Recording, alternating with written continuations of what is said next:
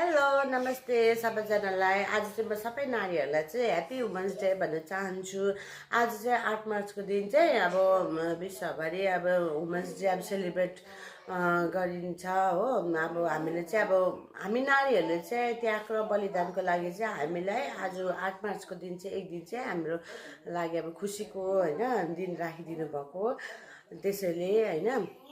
अन्त अब अरू त अब हामीले त दुःख सुख होइन अब हाम्रो अलिअलि अब सुख पनि भुलेर अब हामीले घर परिवार अब समाजहरू होइन सबै अब मिलाएर राख्नुपर्छ।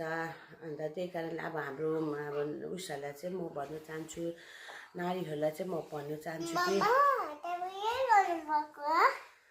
हो अब देख्नु भयो अब यसरी म मजा अब अलिकति टाइम लिएर म अब बनाउँ भन्छु नि हो। यसरी आइदिन्छ नानी हो।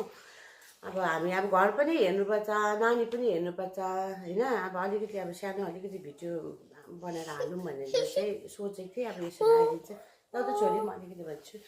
अन्त अब म चाहिँ अब के भन्नु चाहन्छु भने अब हाम्रो नारीहरूले चाहिँ यति साह्रो होइन स्ट्रगल गरेर होइन अब सबै अब उयो गरिरहेको हुन्छ, अब ह्यान्डल गरिरहेको हुन्छ। त्यसको लागि चाहिँ म भन्छु नारीहरू सबैलाई चाहिँ होइन सल्युट छ। तपाईँहरूलाई मलाई होइन म पनि खुद अब नारी हो।